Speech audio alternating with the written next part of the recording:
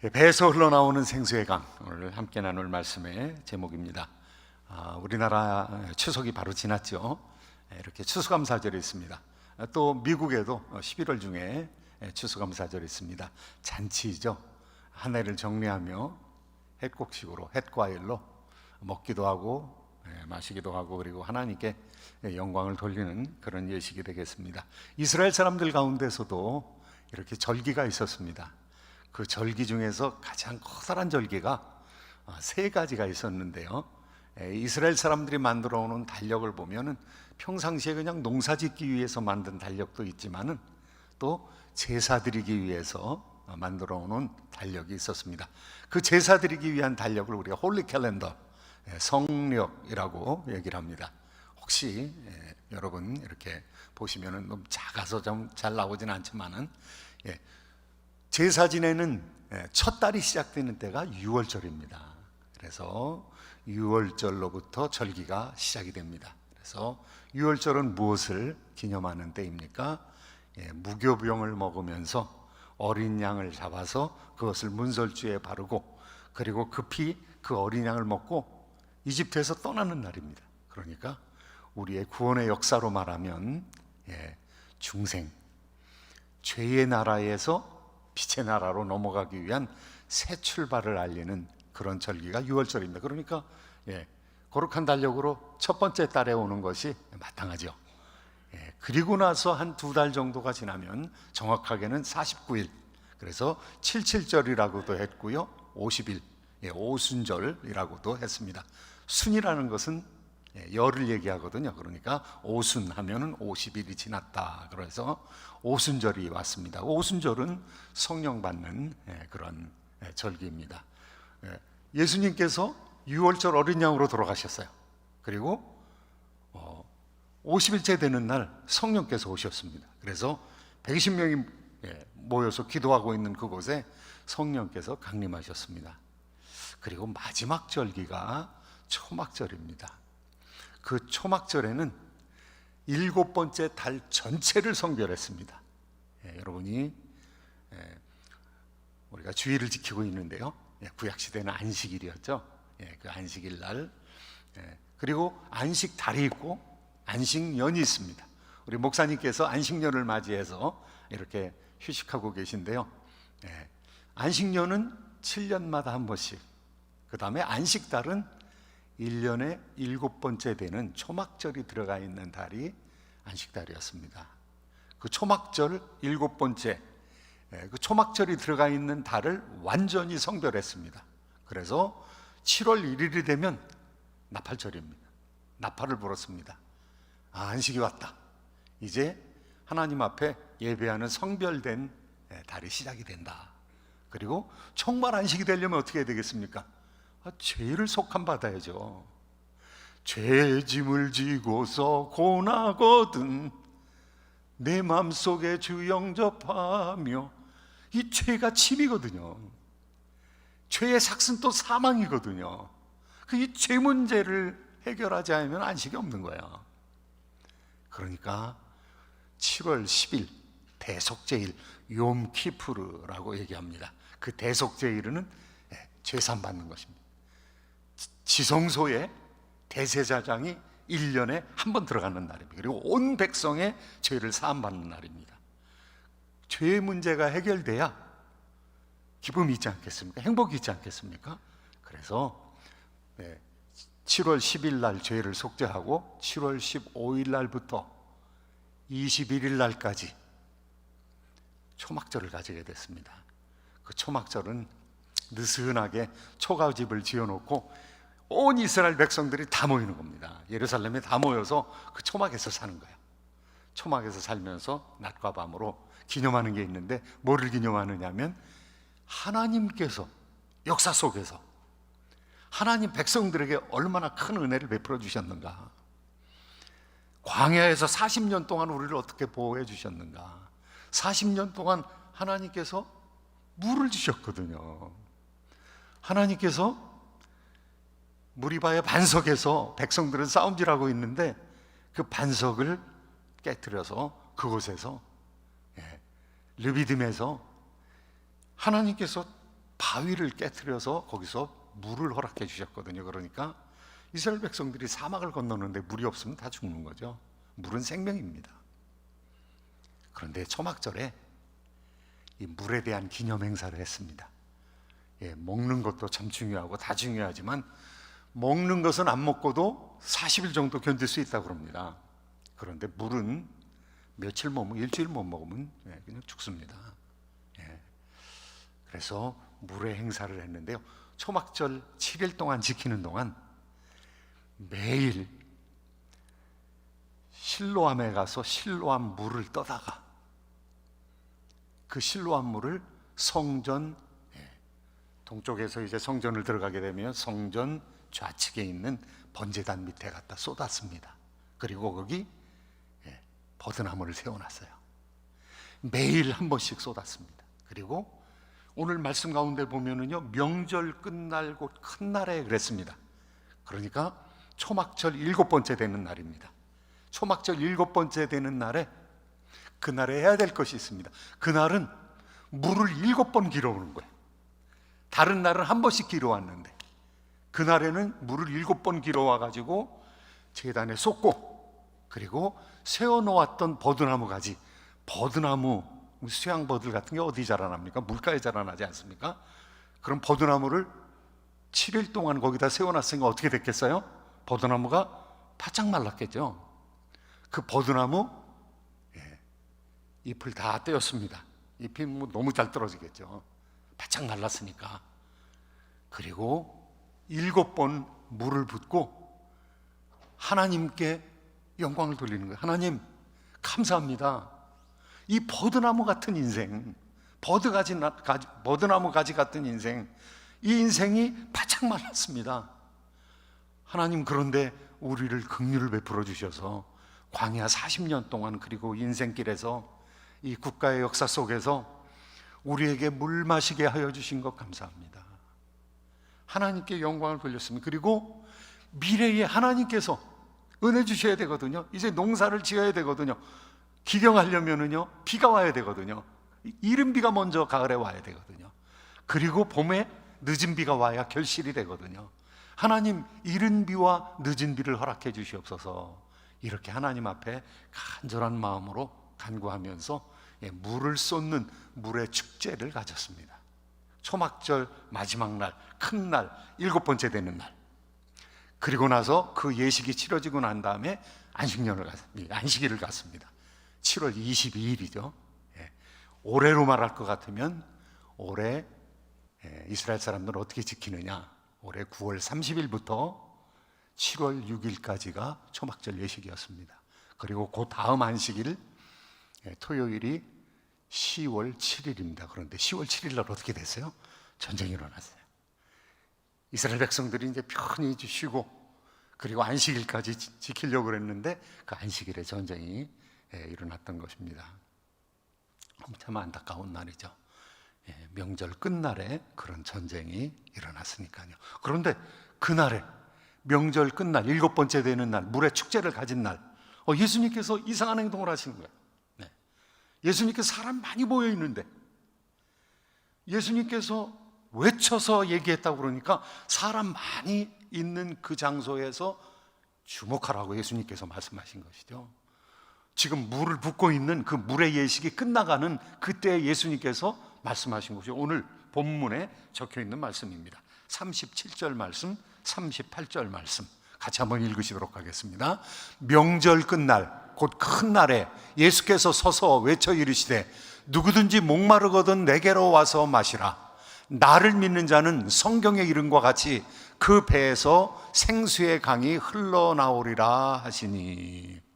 예수님 얼마나 겸손하신 분이십니까?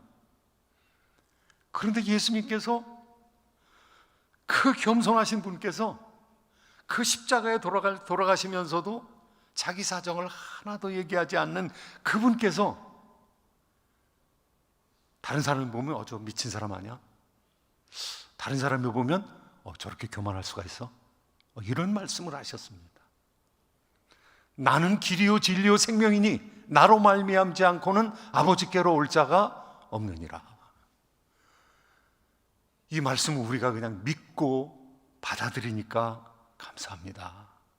예수님이 정말 길입니다. 그런데 그 당시 안 믿는 사람이 있었던 상황에서 나는 길이요 진리요 생명이니 이 말씀을 했다고 생각을 해보세요. 저게 죽으려고 환장을 했나? 저게 망측한 얘기를 하다니 얼마나 교만하면 I am the way, I am a way가 아니라 I am the way. 나 그 길이다. 유일한 길이다. 예언된 그 길이다. I am the life. 나는 그 생명이다. 나는 그 진리다. 유일한 진리다. 이렇게 얘기했다고 생각을 해봐요. 그런데 오늘 또 그렇게 얘기하시는 거예요. 예수님께서 누구든지 목마르거든 내게로 와라. 내게로 오라는 것입니다. 그 배에서 생수의 강이 터지리라. 이 놀라운 말씀입니다. 이 말씀을 그 당시에 듣는 사람이라면요, 그 당시에 들어가서 보면은 우리는 해답을 다 합니다. 그리고 예수님을 왕으로 선택했어요. 예수님을 구세주로 믿고 의지합니다. 그리고 성령 받았어요. 성령이 증거하고 있죠. 예수님께서 증거하신 말씀을 성령이 증거하고 있고 아버지께서 받아주시고 계세요. 그러니까 두세 사람이 증인이 있어야 된다고 그러는데 우리의 믿음이 유지되는 것은 예수님께서 그렇게 말씀하셨고, 우리가 예수님을 믿을 때 성령께서 증거하시는 것입니다. 성령께서 양자의 영이 되셔서 그리스도의 영이 되셔서 우리 가운데 와서 증거하시는 걸, 그래서 우리가 하나님을 아빠 아버지라고 부르게 되는 것입니다. 우리에게 증거가 있는 것이죠. 성령의 증거가, 예수 그리스도의 말씀의 증거가 있는 것이죠. 그런데 믿지 않는 사람들이 보기에는 망측하고만, 발칙하고만, 어떻게 저런 얘기를 할 수가 있어? 지가 사람이면서, 어머니 뱃속에서 나왔으면서 어떻게 나에게로 오라고, 그렇게 하나님께로 가라고 얘기해야지. 지금 이런 상황인 것이. 그런데 예수님께서 크게 소리치신 거예요. 왜냐하면 지금 물의 축제를 통해서 성령 받을 것을 예수님께서 얘기해야 되기 때문에, 그리고 자신이 성령을 보내주시는 분이신 것을 확신하기 때문에 내게로 와서 마시라. 예. 우리가 해야 될 일 중에서 가장 중요한 일이 있습니다. 그것은 마음 농사 짓는 일입니다. 우리 마음에 생수가 터져나는가. 무릇 지킬 만한 것보다 내 마음을 지키라. 이는 생명의 근원이, 여기서 근원이라는 말은 샘물입니다. 생명의 샘이 마음에서 넘쳐납니다. 우리가 구원받으려면 어떻게 해야 되는가? 마음을 지켜야 됩니다. 그런데 마음이 지켜집니까? 우리가 살아가면서 우리 마음을 지킬 수가 있습니까? 사탄이 와서 유혹하는데 내 욕심이 반응을 하는데요. 그러니까 내 마음을 지키는 건 내 마음대로 하는 게 아니에요. 안 되는 줄 알면서 왜 그랬을까? 뭐 전부 그런 일들 아니에요? 행복의 원리를 알고 있는데, 진리를 알고 있는데, 하나님 말씀을 알고 있는데 그대로 안 되는 거예요. 무엇이 문제일까? 오호라 나는 곤고한 사람이로다. 이 사망의 몸에서 누가 나를 해방하랴? 그리스도 안에서 결코 정죄함이 없나니 성령의 생명의 법이 죄와 사망의 법에서 우리를 해방하였습니다. 그러니까 믿는 사람들 가운데서는 두 종류가 있는 거예요. 성령의 생명의 능력으로 살아가는 사람이 있는가 하면은 옛사람의 구습을 따라 살아가는 사람이 있는 거예요. 오늘 예수님께서는 내가 삶의 근원이다, 내가 생명의 근원이다, 내가 생수다, 나를 믿으면 그 배에서 생수의 강이 터져나온다. 성령을 얘기하는데 그 성령이 어떠한 성령님이시냐? 생명의 성령이라는 것입니다. 우리를 중생케 하는 성령이시라는 것입니다. The Spirit of Regeneration. 우리를 중생시키시는 그와 같은 영이 우리 가운데 임하신 거야. 그런데 하나님께서는 이것을 믿음과 논리의 세계로 우리한테 허락해 주셨어요. 야, 느끼려고 그러지 마. 내 말씀이 진리야. 말씀이 역사하는 거야. 그러니까 나를 믿고 그렇게 생각하고 행동해. 그러면 말씀에 따라 성령님이 오시는 거야. 이거를 우리의 논리와 결단의 세계로, 우리의 감정도 중요합니다. 우리의 이성도 중요합니다. 하나님께서는 이성의 세계를 통해서 우리가 말씀하셨어요. 로고스로 말씀하셨어요. 이성으로 말씀하셨어요. 논리로 말씀하셨어요. 그리고 지키라는 것입니다. 그 복종하라는 것입니다. 복종하려면 뭐가 필요합니까? 의지가 필요해요. 의지. 내 의지를 결단해야 되는 겁니다. 그래서 예수님, 내 의지를 낮춥니다. 내 의지를 복속시킵니다. 왕이십니다. 영접하는 자, 곧 그 이름을 믿는 자들에게는 하나님의 자녀가 되는 권세를 주셨으니 영접하는 거예요. 영접하는 거. 그럼 영접하는데, 예수님을 영접하면 예수 그리스도와 함께, 예수 그리스도의 말씀과 함께 성령이 역사하는 줄로 믿으시기 바랍니다. 그러면 성령이 역사하시는 거예요. 예수 그리스도를 영접하면, 예수 그리스도를 왕으로 받아들이면 예수 그리스도의 영이신 성령께서 우리 가운데 임하는 거예요. 이거 믿으신 거예요, 여러분이. 믿었으면은요, 그대로 행하면 돼요. 성령께서 여러분 안에 내주하고 계시다는 사실을 여러분이 믿으시면 됩니다. 내주하는 것입니다. 우리 안에 내주하시는 것입니다. 그래서 성령께서 내주하시면 어떻게 되느냐? 옛날에는 아무 문제가 없었어요. 옛날엔 이 세상을 사랑해도 아무 문제가 없었어요. 아니, 죄 짓는 것이 자랑거리였어요. 그런데 예수 안에 있으면 어떻게 되느냐? 왕이 좋아하실까? 예수님이 좋아하실까? 예수님이라면 어떻게 하셨을까? 예수님이라면 이렇게 하셨을까? 예수님이 기뻐하실까? 이 방향성이 생겼어요. 옛날에는 그냥 제 멋대로 살았거든요. 내 욕심으로 살았거든요. 그런데 내 배에서 생수의 강이 터져나니까, 내 배는 이 욕망의 근원이거든요. 이 내 배는 자기 사랑의 근원이거든요. 이기심의 근원이거든요. 그런데 배에서 그 배가 깨져버렸어요.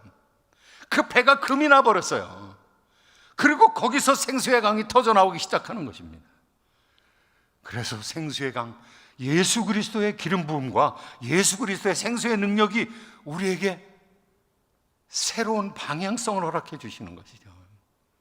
옛날엔 내 마음대로 살았는데, 예수님께서 기뻐하실까? 왜 이게 안 되지? 내가 이게 따라가야 되는데 왜 안 되지? 예수님, 내가 너무 부족하니까 주님 오셔서 상황을 바꿔주시는데 나를 바꿔주시는지 둘 중에 하나 해주세요. 그럼 우리가 변화되기 시작하는 것입니다. 서서히 변화되기 시작하는 것입니다. 중생은 방향성이 생기는 거예요. 이 중생한다는 것은요, 이 동물이, 이 거북이가 딱 태어나가지고 알에서 깨어나가지고 산으로 가느냐 바다로 가느냐 두 방향이 결정되어 있습니다. 산으로 가면 죽습니다. 바다로 나가야 살 수 있습니다. 그런데 거북이가 그걸 아는 거예요. 새 중에서 요즘에 보면은요, 저녁만 되면은 새가 북쪽으로 계속 올라갑니다. 새 떼들이. 어제도 보고 제가 그제도 보고 며칠 동안 봤는데요. 그런데 제비 까마귀라는, 제비 갈매기라는 새가 있어요. 제비 갈매기 철새입니다. 그런데 북쪽에서 남극까지 이동을 하는 거예요. 11,000km를 이동을 합니다. 1년에 11,000km를 내려왔다가 11,000km를 올라갑니다. 누가 그렇게 하셨을까요? 철새는 갈 집을 아는 거예요. 이동할 장소를 아는 거예요. 그 철새의 머릿속에 DNA에 그냥 입력이 되어 있는 거죠. 그런데 예수 믿으면 우리 DNA가 바뀌게 되는 거예요. 이렇게 살아서는 안 되지. 방향성이 생긴 거예요. 옛날엔 방향성이 없었어요. 그래서 열심히 사는데 방향이 없어. 열심히 해서 서울 가야 되는데 방향이 없어. 열심히는 가. 엑셀레이터도 밟고 브레이크도 잡고 열심히는 가. 그런데 서울을 못 가는 거예요. 방향을 모르니까. 그런데 성령 안에서는 방향성이 생기는 것입니다. 방향성이 생겨서 우리 가운데 양심의 분규가 일어나는 거예요. 양심의 갈등이 일어나는 거예요. 그 양심이 바뀌는 거예요. 선한 양심이 되는 거예요. 화인 맞은 양심이 아니라 양심의 기능이 살아나는 거예요. 그래서 예전보다 훨씬 나아졌는데도 불구하고 천부의 의지 없어서 손들고 옵니다. 옛날보다 훨씬 더 좋아졌는데도 하나님, 제가 부족하고 연약합니다. 하나님을 따라 나가면서 사는 거죠. 그런데 성령께서 여기서 끝나는 게 아니에요. 이 성령께서 우리에게 은혜를 주시는데 한 단계 더 나아가서 성령께서 우리로 하여금 부응하게 하십니다. The Spirit of Revival. 성령께서 우리에게 능력을 주시는 거예요. 새 힘을 주시는 거예요. 그리스도 안에서 더 즐거움으로 기쁨으로 살아갈 수 있게끔 만들어 주시는 것이죠. 이사야 12장 2절부터 3절까지 말씀 한 절 읽도록 하겠습니다. 보라, 하나님은 나의 구원이시라. 내가 신뢰하고 두려움이 없으리니 주 여호와는 나의 힘이시며 나의 노래시며 나의 구원이심이라. 아멘. 하나님께서 우리에게 힘 주시는 거예요. 나의 힘이신 여호와여, 내가 주를 사랑하나이다. 나의 힘 되시는 것을 체험하게 되는 거예요. 우리가 우리를 영화롭게 하나님께서 여기신다는, 존귀한 성도가 되었다는 사실을 자각하게 되고 그 힘을 얻게 되는데, 그 힘을 얻는 것이 바로 부흥의 영입니다. 성령께서는 부흥의 영입니다. 성령께서는 절기를 통해서 우리가 어떻게 변화되어야 된다는 것을 우리한테 얘기해 주고 계신데요, 우리의 구원은 전부 성령께서 하시는 것입니다. 예수님께서 다 이뤄놓으시고 그것을 적용시키는 것은 성령님이시거든요. 우리가 유월절을 지났습니다. 우리가 피로서 죄 용서함을 받았습니다. 그런데 죄 용서함을 받으면 금방 천국 가는 게 아니에요. 죄 용서함을 받으면 금방 성숙한 것이 아니에요. 광야길을 걸어가야 돼요. 광야길을 걸어갈 때 하나님께서 애굽을 떠나게 해주시고 제일 먼저 시험에 빠졌던 것이 홍해바다입니다. 홍해바다. 옛날에는 사람들이 홍해바다가 어디냐, 무슨 갈대바다 건너왔다 뭐 이러는데 이거 다 헛된 얘기입니다. 홍해바다를 건너간 겁니다. 홍해바다, 아카바만을 건너간 겁니다. 그래서 갈라디아서 4장 25절에서 얘기하는 아라비아로 넘어간 거야. 아라비아에 시내산이 있다고 요즘에는 그곳에 이제 관광하는 사람들이 생겼습니다. 그런데 바다를 건너간 거야. 바다가 강력한 동풍에 의해서 갈라졌습니다. 그것을 건너가야 되는데 이스라엘 백성들이 바다가 갈라지기 전까지 이거 다 죽게 됐구나, 이거 어떻게 해야 되나. 그런데 바다에 길을 내셨다. 바다에 숨은 길, 그리고 그 길로 사람들이 전부 200만의 사람들이 전부 도망갔습니다. 그리고 바다가 다시 잠겼습니다. 그래서 성경에서 분명히 얘기하기를 애굽의 바로와 그 쫓는 군대들, 병거들이 전부 수장되었다고 얘기하고 있습니다. 이스라엘 백성들에게 뭐를 가르치려고 했던 것인가요? 너희들이 이제 구원받아가지고 홍해바다 건너면 못 돌아간다. 사랑하는 성도 여러분, 우리가 예수 믿었습니다. 예수 믿고 구원받은 거 확신하고 그리고 훈련받아서 세례받았습니다. 세례받은 것은 이제 no turning back, 이제 뒤로 못 돌아간다는 거예요. 바다가 잠겼어요. 이스라엘 백성들이 홍해에서 세례를 받고 홍해바다를 딱 건너서 바다가 잠긴 것을 보았어요. 그리고 애굽 사람들의 시체를 보았어요. 이 뒤로 못 들어가는 거예요. 하나님께서 그래서 바다를 건너게 하신 거예요. 세례를 받았다고 그랬습니다. 세례, 우리가 세례 받은 거, 우리가 이제 못 돌아갑니다. 우리가 예수 그리스도의 사람이 되었습니다. 우리가 예수님에게 속한 사람이 되었습니다. 이게 하나님께서 우리에게 베풀어 주시는 이 유월절입니다. 유월절의 역사입니다. 그 다음에 더 힘을 받아야지. 어떻게 더 힘을 줄까? 하나님께서 시내산으로 인도하셨습니다. 그래서 이스라엘 백성들과 결혼식을 해요. 결혼식. 그 결혼식이 오순절입니다. 하나님의 말씀이 언제 떨어졌는가 하면은 오순절에 떨어졌어요. 오순절에. 이 오순절에 하나님의 능력의 강이 넘치게 된 것이죠. 그런데 신약에서는 어떻게 얘기하고 있는가 하면 너희의 육의 신비에, 옛날에는 돌비에 새겼는데 돌비에 새겨도 안 되니까 너희의 육의 신비에 성령의 불칼로 새긴 것입니다. 그래서 하나님의 영을 또 받은 사람들, 충만하게 받은 사람들, 이 사람들에게는 부흥의 능력이 나타나게 되겠다고 성령이 우리에게 얘기하고 있는 것이죠. 오늘 말씀 7장 39절 말씀 같이 한번 읽으시도록 하겠습니다. 함께 읽겠습니다. 이는 그를 믿는 자들이 받을 성령을 가리켜 말씀하신 것이라. 예수께서 아직 영광을 받지 아니하셨으므로 성령이 아직 그들에게 계시지 아니하시더라. 제자들이 다 성령 받았죠. 벌써 성령의 은혜로 중생했죠. 예수님 왕으로 받아들였죠. 그런데 아직 힘과 능력은 못 받은 것이죠.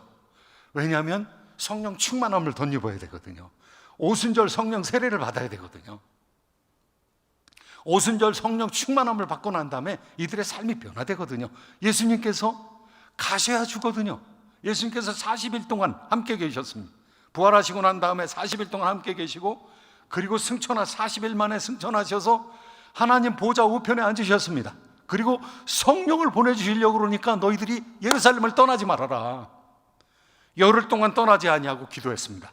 그런데 주일날 아침에 안식일 후 첫날 이른 아침 하나님께서 은혜를 베풀어 주시는데요, 성령이 불처럼 내려오는 것입니다.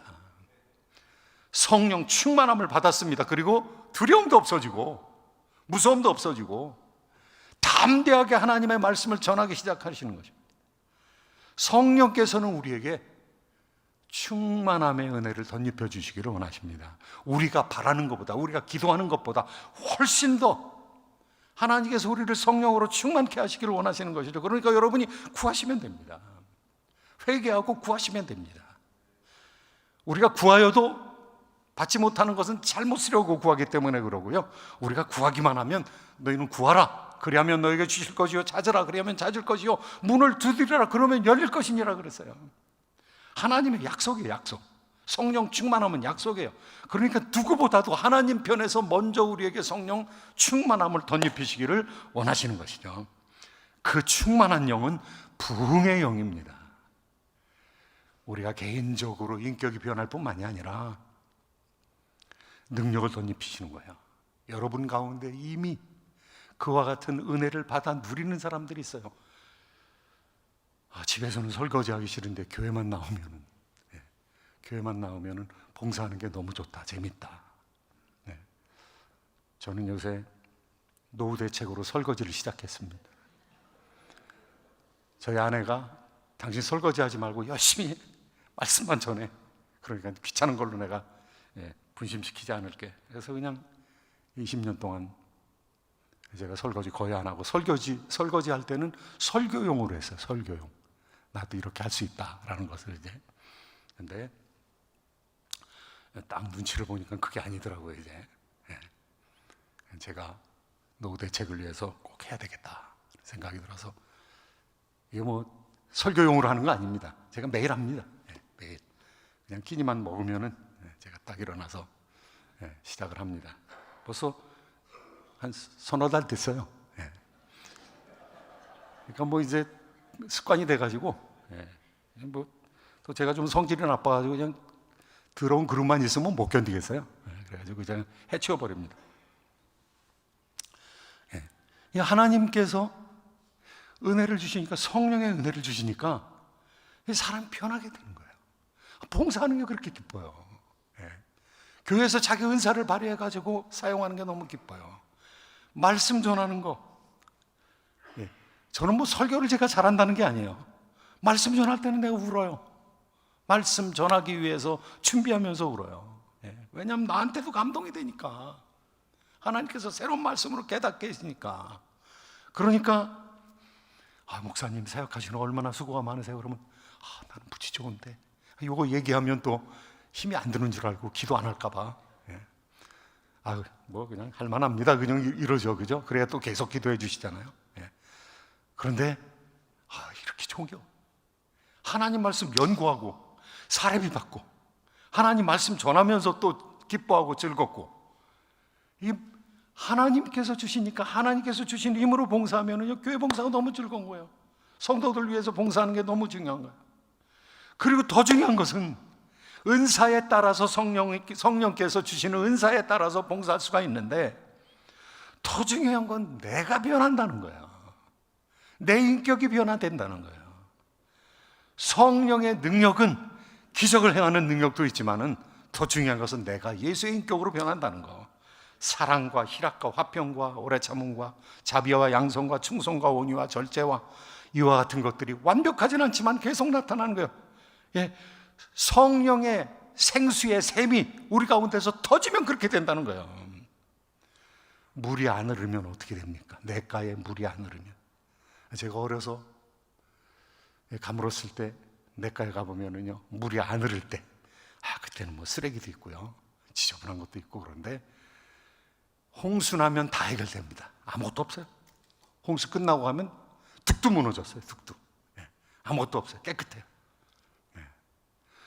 성령의 생수의 샘이 터지게 되면은요, 생수의 강이 터지게 되면 내가 뭐지 욕심하고 싸우는 듯 했는데 압도적인 하나님의 능력이 우리 가운데 임하니까 우리의 삶이 변하지 않으려고 해도 변하는 것이죠. 성령의 역사로 말미암아 우리가 overwhelming power, 이게 우리를 압도하는 성령의 능력 때문에 우리가 부흥이 되는 거예요. 역사가 일어나는 거예요. 이와 같은 능력의 역사가 여러분에게 있기를 예수님의 이름으로 축원드립니다. 세 번째는요, 여기서 맞춰지는 것이 아니라 The Spirit of Revival, 여기서 한 단계 더 나가서 Spirit of Reform, 개혁하게 되는 거. 개혁, 우리의 삶을. 우리가 변화되면은요, 선교하게 됩니다. 주변을 변화시키는. 그래서 말씀을 가지고 멀리 나가게 됩니다. 그러다가 그냥 멀리 나가고 우리는 어떻게 되나.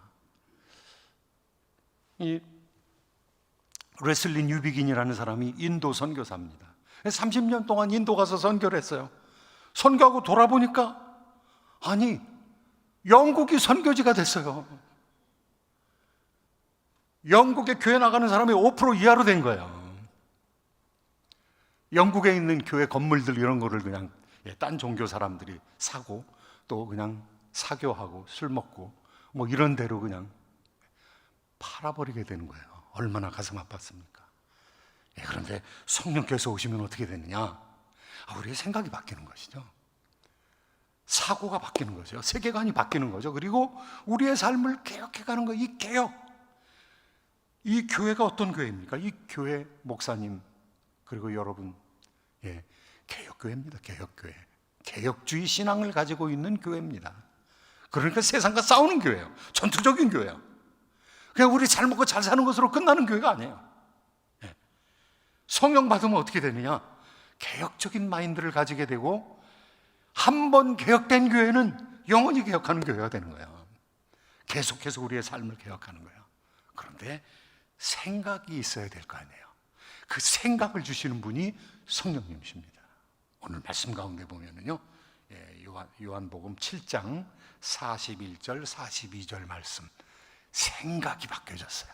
그래서 토론하게 됐어요. 논쟁하게 됐어요. 같이 한번 읽도록 하겠습니다. 어떤 사람은 그리스도라 하며 어떤 이들은 그리스도가 어찌 갈릴리에서 나오겠느냐. 성경에 이르기를 그리스도는 다윗의 씨로 또 다윗이 살던 마을 베들레헴에서 나오리라 하지 아니하였느냐 하며, 사람들 가운데서 이분 그리스도다. 그 바로 전절에 보면은요, 그분 그 선지자다 그랬습니다. 그 선지자. 이 그 선지자라는 것은 신명기에서 보면은요, 오늘 제가 큐티하면서 아침에 일어나서 신명기 16장, 17장, 18장 그 어간에 나오더라고요. 그 선지자를 보낼 것이다. 그 선지자. 그런데 그냥 보통 선지자가 아니라 나 같은 선지자, 모세와 같은 선지자를 보낸다고 그랬거든요. 그러니까 모세와 같은 선지자는 나라를 세우는 선지자인 거예요. 예수님 나라를 선진, 예수님 하나님 나라를 세우는 선지자신 거예요. 그래서 그 선지자요, 예언된 그 선지자. 그런데 그 선지자가 아니냐, 지금 이렇게 얘기하고 있는 거예요. 이 정도 하면은 그리스도가 아니냐. 그런데 그리스도가 갈릴리에서 나오면 안 되는데, 베들레헴에서 나야 되는데, 근데 예수님께서 베들레헴까지 오셔서 베들레헴에서 나셨잖아요. 논쟁이 일어난 겁니다. 그러니까 하나님의 영을 받은 사람들이 있으면은요, 생각을 바꾸게 되는 거예요. 그래서 무엇이 맞는 것인가, 무엇이 옳은 것인가, 이거 따지게 되는 것이죠. 그런데 그와 같은 일들이 초대교회도 나타났고요, 종교개혁 시대에도 나타났어요. 초대교회 한 줌밖에 안 되는 사람들이에요. 예수님 12제자 120문도 500인, 그리고 3,000명 예수님 믿게 되고, 5,000명 예수님 믿게 되고, 3,000명, 5,000명, 뭐 10,000명 이렇게 늘어났죠. 안디옥으로 가가지고 안디옥에 믿는 사람들이 많이 생겼죠. 그런데 로마 제국의 6,000명에 비해, 6천만에 비하면 로마 제국의 인구가 대략 6천만 정도 됐다고 합니다. 6천만에 비하면 이게 한 줌도 안 되는 사람들. 몇만 명 된 것이 비로소, 예수 믿는 사람이 몇만 명에 이르게 된 것이 비로소 150년경에 이르렀을 때 그렇게 됐다고 합니다. 그런데 로마 제국의 인구 중에서 예수 믿는 사람이 3천만이 넘는 50%가 넘는 53%에 이르는 때가 350년입니다. AD 350년. 그래서 AD 150년에서 350년에 이르는 200년 동안 예수님 믿는 사람들이 계속해서 늘어났습니다. 1년에 3.4% 증가되었습니다. 그래서 반이 넘어가게 됐어요. 그러니까 예수 믿는 사람들, 이거 우리가 신앙 인정해야 되겠구나. 조금 더 나가서는 예수님 믿는 사람들, 우리가 예수 믿는 사람들, 이것을 우리나라가 국교로 인정하는 것이 정치적으로도 별로 손해가 없겠구나, 이렇게 생각한 겁니다. 그런데 그런 일이 또 일어났어요. 사람들의 생각에 갈등이 일어났습니다. 새로운 생각이 생겼습니다. 그래서 개혁하는 사람들이, 종교개혁자들이 생겼어요. 마틴 루터가, 캘빈이, 저빙글리가, 이런 사람들이 다른 생각을 가지고 이 성경으로 돌아가야 된다. 우리가 전통에 매여서는 안 되고 성경으로 돌아가야 된다. 이런 사람들이 종교개혁을 일으키기 시작했습니다. 종교개혁이 독일에서 일어나가지고 북구라파로 전부 퍼지고요. 그 다음에 스위스에서 일어난 종교개혁이 스코틀랜드로, 영국으로. 그래서 영국은 세계 역사 속에서 혁명이 일어난 최초의 땅이 영국입니다. 많은 사람들은 혁명이 일어난 최초의 땅이 프랑스라고 생각하는데 노예입니다. 프랑스 1786년 프랑스 대혁명이 일어나기 전에 종교를 가진 사람들에서 청교도 혁명이 일어났는데요, 1642년부터 1651년까지 청교도들이 혁명을 일으켜서. 그런데 청교도들이 혁명을 일으키면서 무엇을 주장을 했는가? 이 사람들이 민주주의를 한다고, 공화제를 해야 된다고, 왕정이 아니라 공화정을 해야 된다고 그렇게 생각을 해서, 그래서 의회를 구성을 했습니다. 이 의회파라고 하고요, 그 당시에 성공에 속한 사람들은 왕당파라고 얘기를 합니다. 왕당파하고 의회파하고 전쟁이 생겼습니다. 그런데 크로멜이라는 장군이 그 전쟁에서 처음에는 몰리다가 나중에 이겨버리고 말았어요. 그리고 크로멜이라는 장군이 이기면서 웨스트민스터 신앙고백과 대소요리문답, 이거 뭐 요리책이 아니라 교리책입니다. 이 교리책을 의회에서 결정을 했어요. 장로교의 정신적인 기반이 놓여진 겁니다.